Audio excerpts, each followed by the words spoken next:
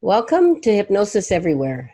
And today we have a great guest. We've been friends for quite a few years, and I've been trying to get her on for a whole year. We're finally succeeding here. So welcome, Gabby, and welcome to the show. And Gabby Lazinger, how do you say your last name properly? Well, it's Lassinger, but Lassinger, because yes, it's German. The German version, yeah. I think the German version is right, considering you're German.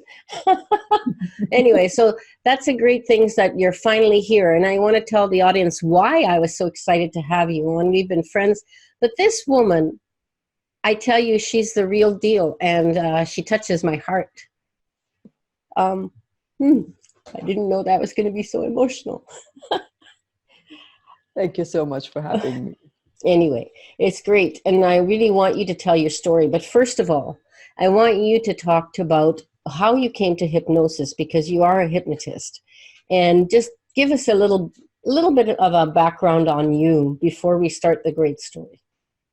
Okay. So there were two reasons coming to hypnosis, or searching for something which would be so deep that people could change their behavior or change their attitudes on a deep level. So one was that I have been working as a coach for 28 years now, and one thing is to understand the problems, and the other is to tackle the problem. So I was looking for something which could help with that. And the second reason is for my children in Nepal, who are very traumatized when they come to me and they can't express what really bothers them and their pain and their wounds. And hypnosis is just super for that. And especially the Simpsons protocol is great for that. Well, thank you. I'm glad I've had a little bit of help to you. So what happened and your children in Nepal? Let's start that story right from the very beginning. You don't have to draw it out, but I want a background of it too. Okay. Yeah, well, the background is that I was unhappy. But there was not really a reason to be, because, I was born in a poor country and I did everything I could to achieve something. So I wanted a better life than my parents had or my grandparents had. And I really did everything I could for that. But when I had it all, I was not happy. And I was wondering, am I crazy? What's wrong with me? Everything should be fine. So on my deepest point, I thought I have to do something, because I was depressed, honestly, crazy thing. And I went to India because I thought, where could I find happiness? Where could I find that spirituality and that enlightenment? It can only be in the most spiritual country on this planet, and that was India. But there, I didn't find what I was looking for. Actually, I didn't even know what I was really looking for. And when I had this culture shock in India and being frustrated, I ended up in Nepal.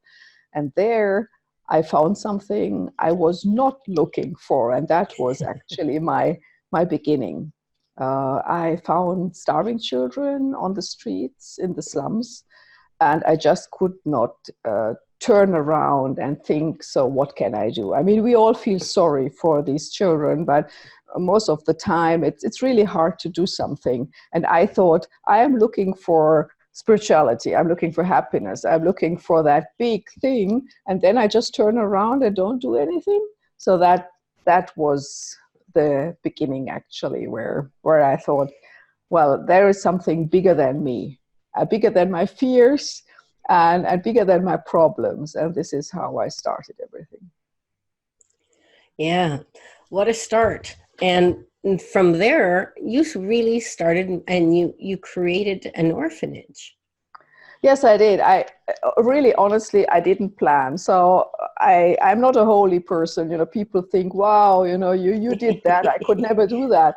I never wanted. When I went to India, it was all about me. At that time, I wouldn't really confess this because I didn't know. But today, I would say it was about me. It was about my insecurities. It was about lack of love. I wanted to belong. I wanted to be loved. I told myself this old story that my mother is not loving me, so nobody else is loving me. It was just about me. I wanted to be good. as a coach. I was working as a psychic, so I had put a lot of pressure on myself, how to be good, how to serve people. So it was all for a good reason. You know, it was not like a selfish reason. Nevertheless, it was just about myself. And yes, of course. But you know, at that time, it was no. Yeah. Well, and this is what was surprising to me, that suddenly it was not about me. Suddenly it was about like a higher purpose, but it was not consciously. It was all put in front of my nose. So what was your first step? How did you even start? Well, this is a very, very long story, and we would need a very, very long time to really talk. Really. Okay, abridged version. Yeah, just a short version. It is at first I just brought the water and something to eat, and I thought, yeah, well, that would be good. And I was searching for an organization who could take them.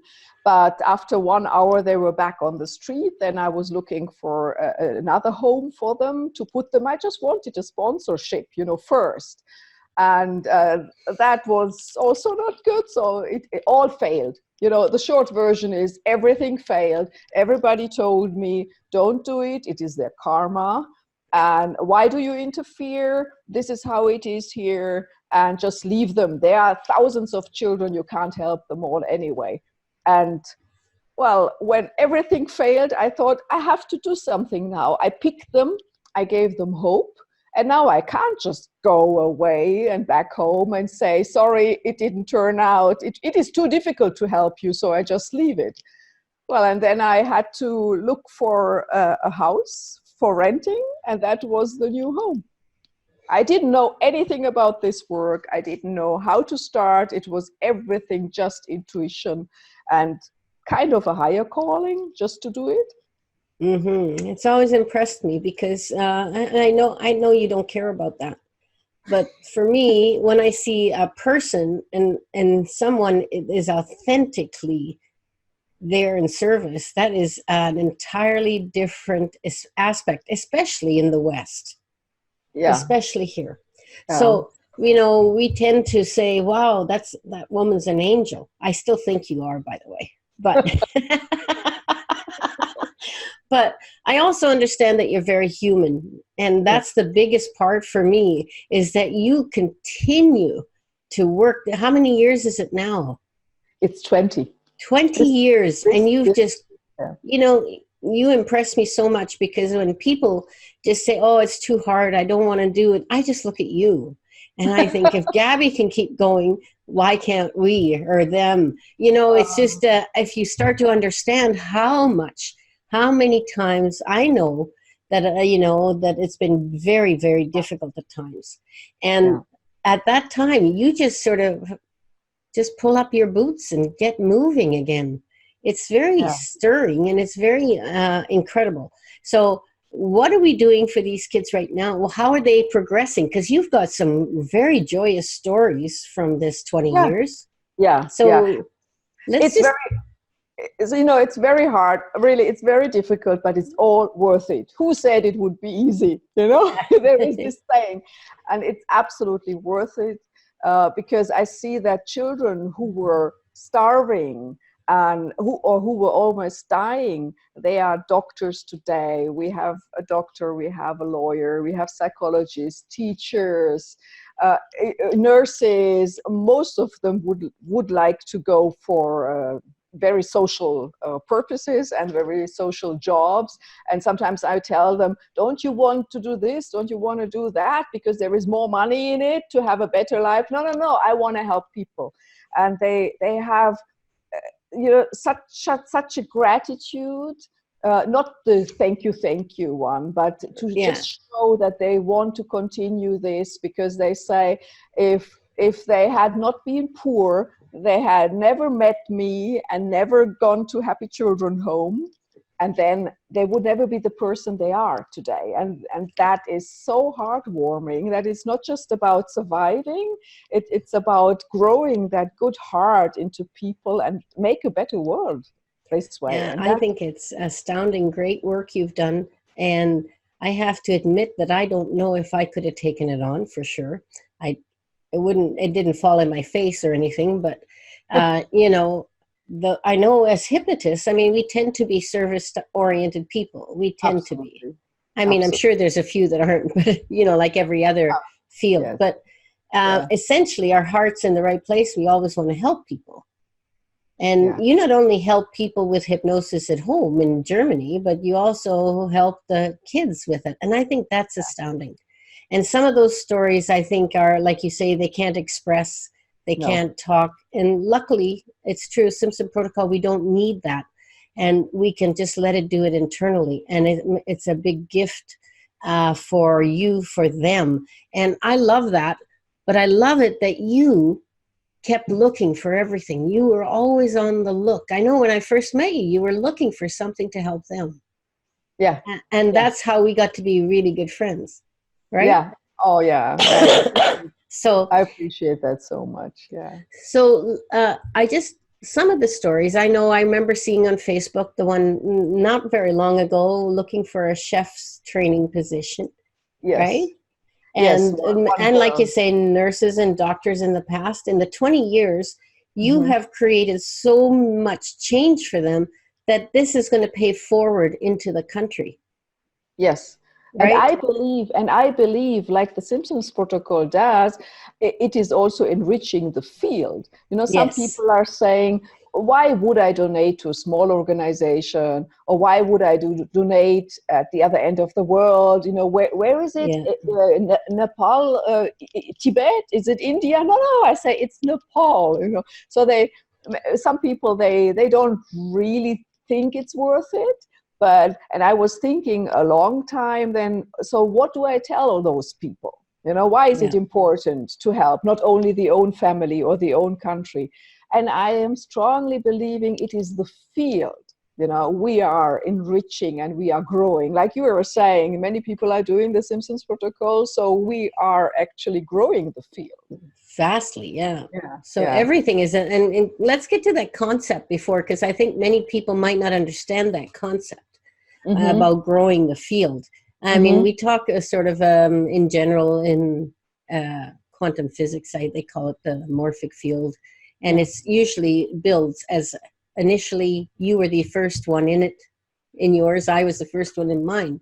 Mm-hmm. And we continued to grow that field as we went global. And that's the other reason, not just that we're, increasing the field for the whole global community. It's not Yeah, just, this is not just about Nepal or Germany or Parksville, Canada. This is exactly. about a field that is everywhere. And Yeah. as that grows, it has a positive effect on the world. Now, Yeah. people go, oh, yeah, I heard that stuff before. you know? Yeah. Yeah. But I actually see it play out, and I think you do too. And Yeah. it's an important facet of that. Now, if I wanted to be really articulate, I'd get my sidekick on and explain that. So we'll see if we need to do that later. He's shaking his head. I don't need to do it. You're doing fine. So, Gabby. Yes. Yeah. So now that that field has grown, what is on your agenda at this time? At this time, so I'm growing the help and the support. We are having more projects for girls who are married at very young age, like 12, 13, and we are teaching them skills, life skills, and professional skills, stitching, bakery, whatever. My aim is by 2025 to help 10,000. Wow. And what on my agenda is also more keynotes to create more awareness about growing that field, create more awareness about the oneness, Yeah. you know, we have, and also create more awareness about actually it's not always so difficult to find your purpose. You just have to put your eye on it. And as you said, you don't know if you could have done it. I didn't know it either. You know, No. it's not. But when do you test your strength? You know, when do you test really who you are? When you are standing in front of the lion, you know, not when Yes. you are sitting on your couch at home. So, and that's No. it. You just have to go into it. Yeah, I think that's what happens with everyone. We're always astounded, but sometimes, you know, the rest of us can sit by on our couch and we don't notice there's some of those lions very close by. Yeah, that's true. Exactly. And what do we think then? You know, we are thinking Uh, at this time, I I yeah. did something wrong. I didn't learn my lesson because I do not know how to do it now, you know, how to tackle this situation. And that's not it, you know, it's just a test sometimes. Yeah, quite often I think. Yeah, yeah, yeah, yeah. So you did get you did a keynote not long ago, and Yes. tell me a little bit about that and how that Well, was. that was in Switzerland, and it was crazy. You know, I'm still dreaming. I don't want to wake up because it's quite hard to fundraise, especially for a small organization. Some people think that the impact is not big enough, so it's much easier to give to big ones.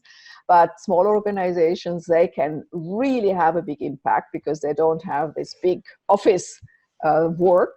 And so there we had some very famous international speakers, for example, Neil Donald Walsh.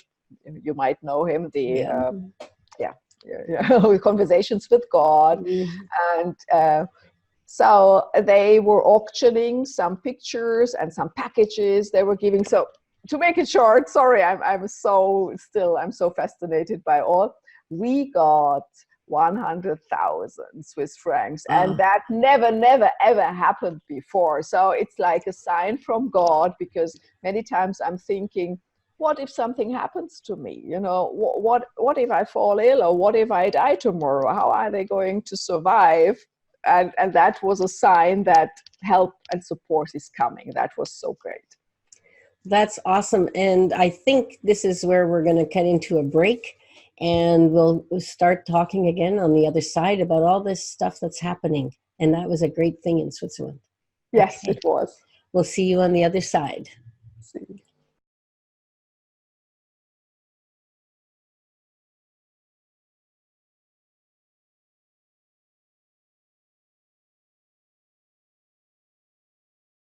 Well, welcome back to Hypnosis Everywhere, and we're going to join Gabby again. And I'm just wanting to tell you that since I know Gabby, she's gone through many struggles. And when you're looking at, you know, the big picture of Oxfam, Little Children, whatever kind of, those are big organizations with fleets of trucks and all this stuff. And we get just caught up and think, well, that's not much because it's all not real to us. This is so real to me because I know the only person that runs this show is her. And to think that she does this, and I've seen her come back to Germany to generate funds, which are mostly made by her, by the way. So don't think that this is just by your donation that this is running. She has run this from the very beginning out of her pocket. And I am just blown away by her. So Gabby, I'm sorry I put you on the spot all the time because you're Yeah. not very good at talking yourself up, and I know that. No, But, no. you know, it's unbelievable. I remember when I first met you and you were working away hard and doing anything you could to generate enough funds to go home and pay the bills or back to Nepal and pay the bills. So Yeah. when you first met these children, Yeah. it sounds like easy. Well, yeah, I brought them some water and I fed them. It was a lot more to it than that because kids would have been, I'm sure they must have been frightened of you. Yeah, they were. They were. So it's not about fairy tale stories. You know, we Mhm. imagine, well, they see us and they are so happy, they will be helped. No, no. They were very much afraid. You know, of course, this is this white person, and who knows what she's going to do with us. Will it be even worse than it was before? So Yeah. there was a lot of suspicion, and it takes some time. It It's took some time. not easy for them to see a good No, outcome. No, because I mean, they know, and it is in their system, that it is their karma, and they deserve to be poor. They deserve the starving, and that crazy woman wants to help them. Why would she? Why would she care when they are sitting on the street or in the slums, and thousands of people are passing by and not even looking at them? So something must be wrong with this woman, who is just standing there and looking at them and feeling sorry for them. So it was a long way to really gain their trust, and it still is with new children. So it's not about having any adventure, or, like I said, this fairy tale stories. To really make changes, to really transform them. Yeah, yeah. It's interesting to me to hear. We're having some audio issues here. Hang on. Just keep going. Okay. Is that it's still today the same thing with new children. And, I might not have thought of that. I would have thought, well, maybe they see other people, but I can understand it when you say it. But I haven't really thought of that. So the struggle is always day one. It's more or less always day one. It doesn't take as long as before, because they can see that the children who are in the homes, they welcome them. They're all very happy, and they give them a very comfortable feeling, and they give them trust. So then they think, well, then she can't be bad when these children are so happy, like that. But of course it is, it's not just they're waiting to be saved and they're waiting for somebody coming along and doing everything for them. They probably rather would like to sit there on the street and not doing anything, because this is their fate. This is their destiny.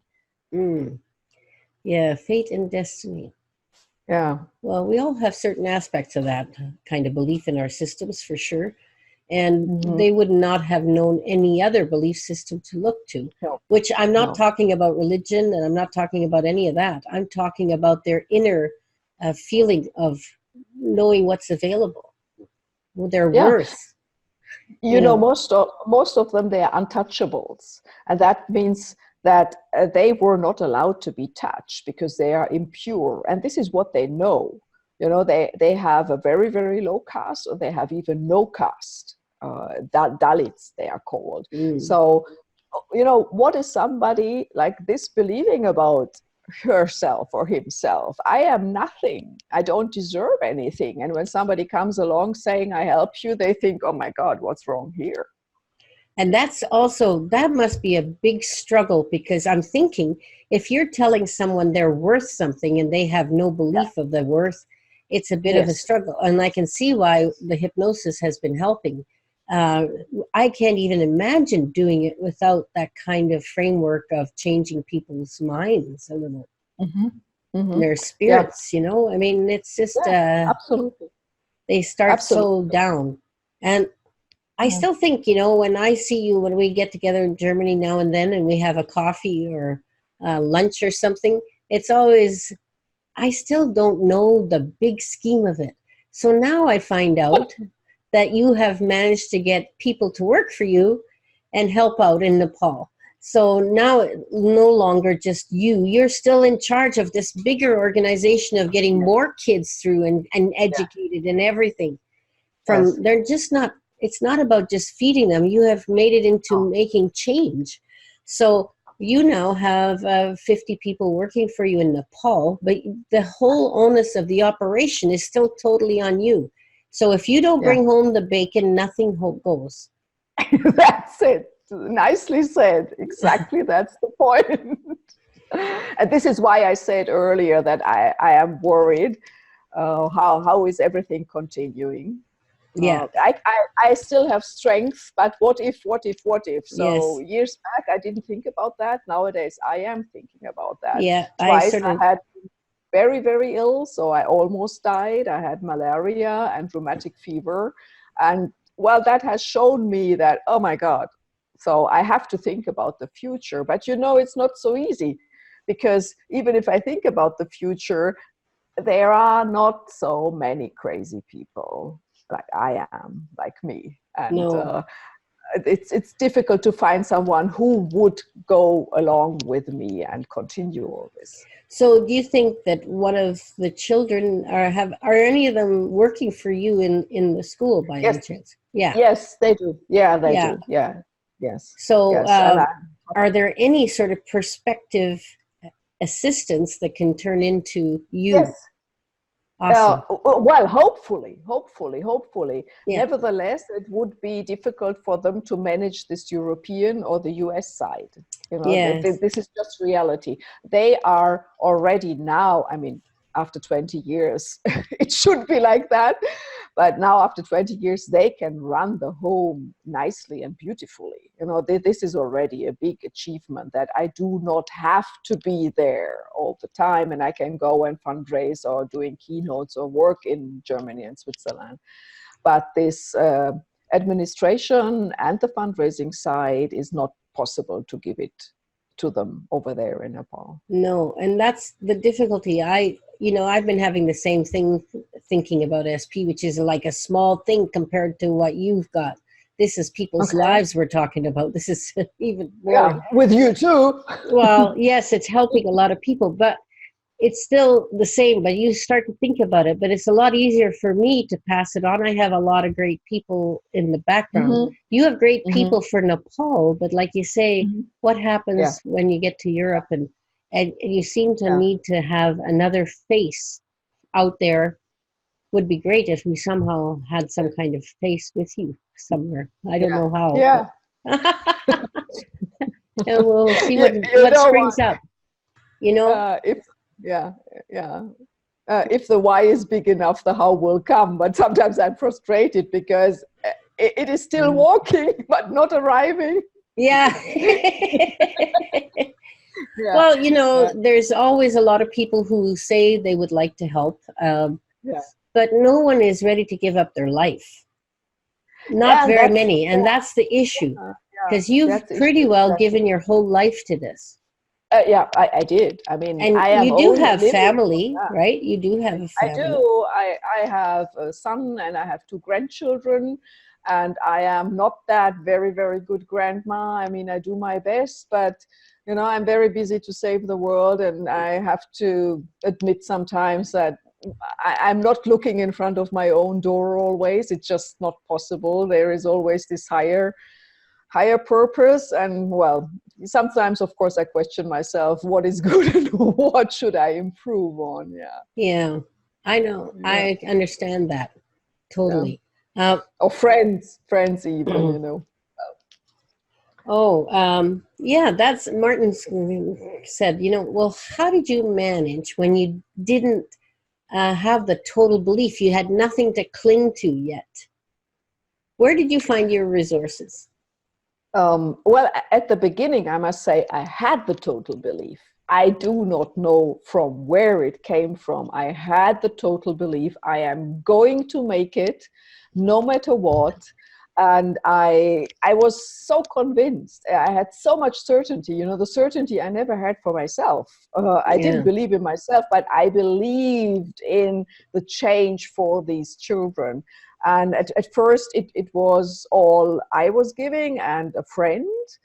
So I have put all my resources, all my money into it. And then later, friends saw this passion. Of course, my eyes were sparkling when I was talking about it. And then they had given some money or borrowing even money or taking over sponsorships. And so it was slowly growing. And I'm really proud to say that I have many sponsors and donors from those early days, like 18, 20 years ago, because they are so happy about the change.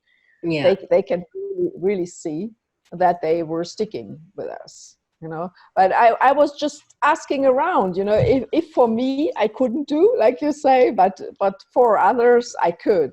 And so that was really kind of a vision I had in front of my eye. And I made it possible. I just made it possible. Yeah. How many children are in the Happy Children's Home now? Or over time? Let's say over time. So they are always around like 160 to 200. directly Yeah. in our care and raised by us. So children are staying with us about 15 to 18 years. Wow. So it's not just a short-term something. We are really, really educating them and or on that holistic spiritual way. Just surviving is not enough because the work is too much just to make them survive. Of course, life is precious, but I want to make good people out of them so that they can pay it forward.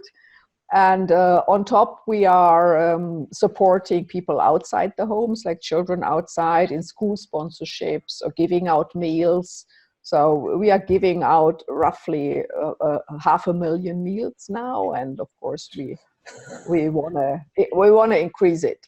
Yeah, Wow. so it's probably 1,000 we are supporting also indirectly additionally. Wow. Well, Yeah. for a one-person crusader to start all that movement and run that, I know that it can be energy draining for sure, right? But it can also be very uplifting, I would think, at the same time. So there's this always a yin and yang to it. It's like you're absolutely. Yeah, absolutely, you get totally worn out from. I'm sure we're going to go to break not long from now, but we'll talk about this because I think the inner spirit. You say it's not, you didn't have in your depression, and it just shows you that your inner spirit was so strong that you started all this up, and this is still going 20 years later in a much bigger sense, but still not in what we call the big sense of, the word, which I don't know if that would be the ideal anyway, but it would definitely take some of the pressure off your shoulders. So we really would like to find someone who has passion in it and all that. I have passion about what I do, but I would not have strong enough passion.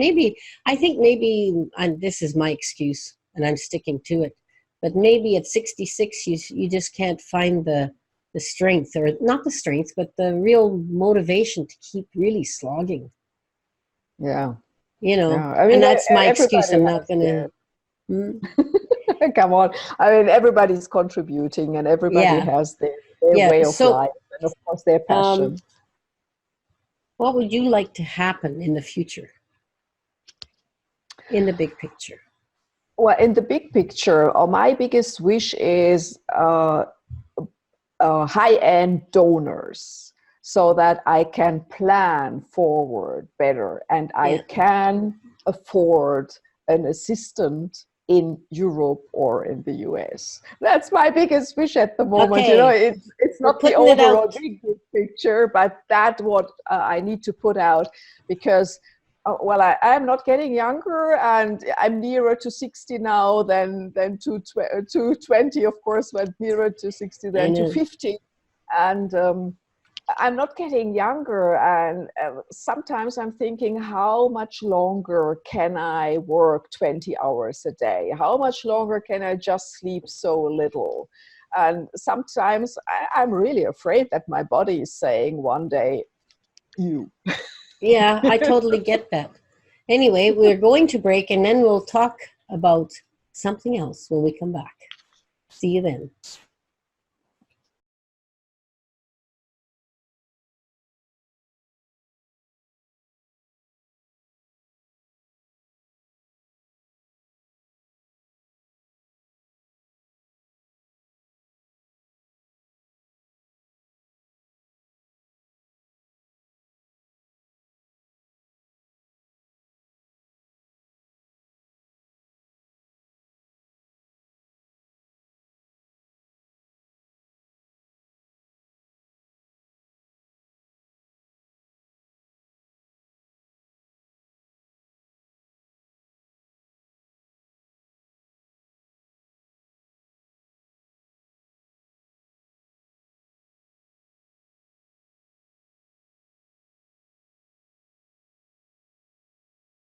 Okay, welcome back, everyone, to Hypnosis Everywhere, and I'm here with Gabby Lazinger.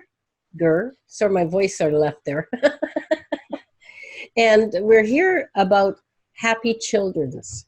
Now, I'm just talking to Gabby about all this stuff, and, first thing I'd like to do is just mention again what the name of the charity is. specifically. There's a hyphen in there, I think. In the email address.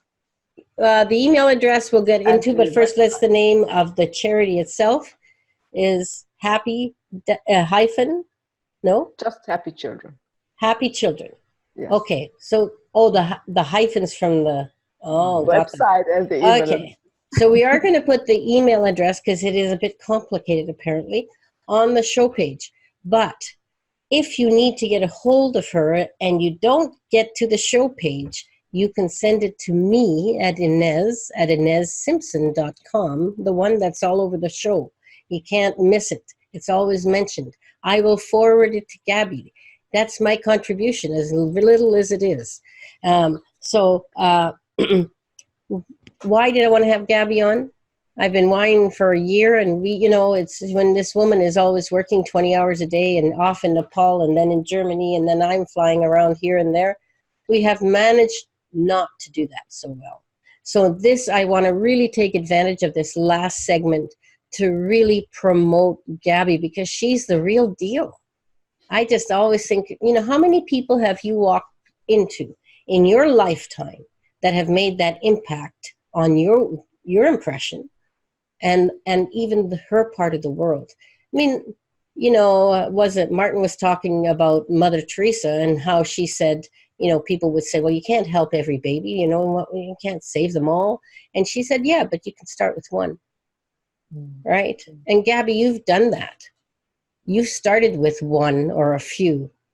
And now that you're so successful in the scheme of things, and this is quite a success story for 20 years. You have to admit that's a success story. But now you're even more worried because now you're looking ahead to the future when you cannot do it. Yeah. Yeah, and that's not an easy target. And you started off with what you said was really there was no belief. It was just a feeling in here. That same feeling is going to direct you something. And it's going to come maybe just like all this came together without really knowing how it was going to work. Yeah. Right? I mean, that's how you've gone through the 20 years. It's not knowing how it's going to work. Absolutely. Day by day. Yeah, day by day, and it's not going to change. But I would also like to say that everybody understand that she's not really looking for someone who works 20 hours a day like she does. I don't think we could find that person. No. But we could find a bunch of people that could help. Maybe give some free assistance in graphic skills or social media, even getting emails. What do you call those things? Building email lists and all those things that you can tell I wouldn't do too good at. But all those marketing for her or doing any of that, taking something off her plate would be very greatly able. Yeah. So Martin says, I'm taking over. And I do, because I was kind of passionate about getting you some help. So maybe I'll let you speak now. That's it, or spreading the word, just spreading the word. Because sometimes I felt, did I really do the right thing? I mean, I don't really mean it seriously, but sometimes I really said to God, did I really do the right thing? Because things are so difficult and I really have to get the money together, always chasing these donations. I mean, I have to raise around 40,000 each and every month so that they can eat and they can go to school. And when people are saying, come on, you have to think about yourself, you can't pour from an empty cup. Yeah, after sometimes I thought, do I do all wrong? Do I have to look after myself first? But what happens with them then? I can't reverse the order. Yeah. And the fact is that they have to eat and they have to live and they have to go to school. So it would be a big help if somebody has a great idea how to fundraise bigly, and I would be very grateful. Yeah. So it's also the charity is registered in the EU, right? and Yes. in America. Is that what you said to me? It is not registered in America. We are under the umbrella of an American organization. Okay. So the American organization is 501c registered, and they could take the donations and forward it to us, and then the tax paper could be done, the Okay. pre-tax. Okay. That's all the stuff that went just over my head. Let's go back to talking about the field. Okay, exactly. But seriously, the field, we're talking about this all the time. And Yeah. what it is just it's going to be a mass of energy is what it is. It's a mass of energy that Yeah. if it's a good mass, it's a great energy. And it's going to suck good energy to you. So Yeah. I can't see that I can see that it isn't easy. Mm-hmm. And, Miss NLP, we don't say it's hard. Exactly. So we make sure that we know they're not easy. This is not an easy field to be in. I mean, No. I still think there's sort of a halo around her head. And she's blushing again, but that's Come okay. on. No more, don't give me any more. No, No. but seriously, Gabby, I need people to understand what exactly you have done in this life and what you need help with. And that is anything, right? So like attracts like, we say that all the time. And you should attract lots of good stuff, hon, because you are the best. Your heart's always in the right place. You always care. I do. And you care a lot. It's Like not you. like, yeah. Like you. Yeah, so it will. We got to get this going so we can make you at least have some time to sleep. That would be great. That would Yeah. be. What's the biggest gift we can give Gabby is some extra time to sleep. So, Oh, honestly. yeah. So we have a little bit of segment time left now. I'd like you to just tell us maybe one or two stories. I know the stories, I know they were difficult in the earthquake time. It doesn't have to be about that time. That's more difficult. Maybe some uplifting ones, a couple you signal about the children. Yeah, one girl, or there are many. I don't even know which one to choose from, but there is one girl, and she had a big hunchback. So her lungs were squeezed because that scoliosis was really very hard. So I managed to get a place for her in Switzerland to be operated. So it was a very big operation, and her life was saved. And she is running a school nowadays. So she opened a school. So she's a principal now. And she's always saying that I want to do what I have been taught. And she's so passionate about it. So, and such a loving principal. And I'm so proud of her. So stories like that, I have really a lot. Or a girl who had leprosy. And she was not even touched because everybody, Nepal is a very superstitious country, so everybody was thinking that she's cursed or some negative demons are in her. They didn't understand about this illness and this disease. And when I found her, so she had absolutely no spirit in her, and the woman she is now is worth everything I have done, because she said my mission is to make people smile like Happy Children did for her, save her in her darkest hours. And stories like that. And the other stories about the earthquake, and so I don't mention because it's kind of, you just have to get along.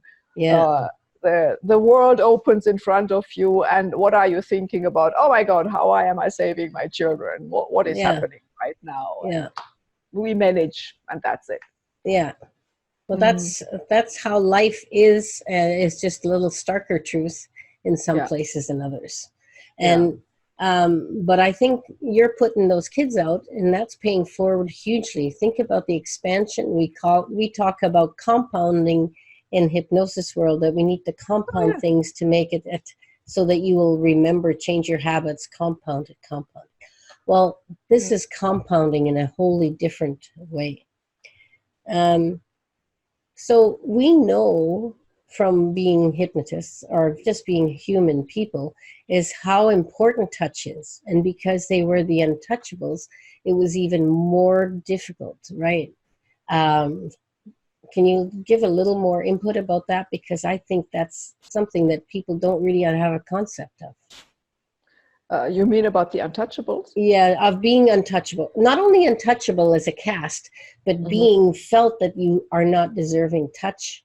And without touch, how we'd function not so well. Oh, yeah. This is why hypnosis is so important, or even the hypnotic language, if it is not the deep hypnosis, because they have so much the belief that they don't deserve anything, that they don't live up to anything good, actually. And it's very hard to show them that they are loved. Which can be sometimes really frustrating because, you know, giving your heart, giving everything, wanting their best, and you see them, they are not accepting it, you know, really. And so this language of love and also caring and touching in love, that is actually altogether the package, you know, making the difference.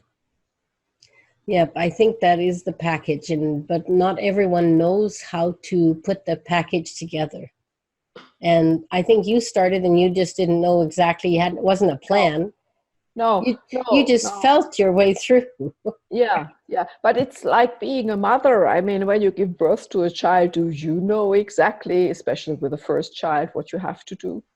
Oh, you know, it's intuition, or it's some deep core wisdom we have inside us. And then you still make the mistake on your second one, thinking you know what you're doing. Yeah, exactly. It's different. Every child will be different. Yeah. So, you know, people mostly change. You can't really change anything anyway. So why bother? I want you to give your answer to that question, please, because I think you know the answer, and I don't so well. Yeah. What can I say to that? I think it's not true. I think it's not true, because each and every thought, each and every feeling is changing something, and not only in the field, not only in the universe. As treat the others you want to be treated, and if you just give out a smile, nothing else, just a smile, it can change the world. It can change a lot. And look around us, around here, or just anywhere around. You can do that for people that you are walking by. You need, you know, things have become somewhat closed off, and people's in fields of vision. You know, you used to walk down the street, say hello to everybody, hiya, you know, how are you, and all that. And life has changed somewhat in that field. So maybe, so maybe we can start getting people just to notice who's in front of them, and just smiling. And just being okay with it. You never know what people are going through. You always think you know, it's always me. It's always about us, of course. And we think we're having a hard time. But there's many people who have a much worse time. So I would like you just to do that. And Martin brought that to my attention, because really it's just a small thing in the scheme of things, but it's going to help everything. Absolutely. Yeah. Okay. Martin, how much time do we have left here? 3 minutes. We got 3 minutes. What do you want to fill it with? Thank you. It was an honor. No, it was an honor to talk to you. It was an honor, you know, to be on the show. And to be heard by people, or the people who are touched by this topic. So, okay, Gabby, what I want to talk about the last 3 minutes is, I know that you have some intention of bringing in teenagers. Let's talk about that a little bit. Okay. Go ahead. Okay. I thought you want to ask something. So we have been organizing retreats, leadership retreats, travel trips, and I had the idea to do that for teenagers from all over the world, to get to know another country, to get to know the life of children in another country, and to create awareness, you know, how we can all work together, all be one, and just to see a different life, actually. great as change attitudes or get understanding Yes, of other people. Yeah, absolutely. that's great. And you also have a Facebook page, and it's called Happy Children, of course, and it Yes. has an E dot capital V behind it, Yeah. and it's there. It's a nonprofit organization. Yes. So sorry about that. Anyway, I'll get in trouble for that one. But so this is pretty well the end of the show, and I want to thank you so much for being here. And I hope we get you some help so you can sleep at least 6 hours a day, I which would th- really be great. I thank you so very much. Thank you for being my friend. Oh, thank you for being my friend too. I'm very privileged, actually. I get to have a lot of great friends, and but you're on the top of the list for sure. Oh, that's beautiful. That's beautiful. Okay, my sweet. So is now I'm just going to say goodbye and see you soon. I hope I get to meet you along the way somewhere for lunch Yes. or coffee. Yes. And otherwise, we'll Zoom sometime again. Okay. Yes. All Thank you right. so much. And thank you for everyone for listening. And thank everybody for listening for sure. And please just send those emails to me and I'll forward them to Gabby. We'll see Thank you all next time.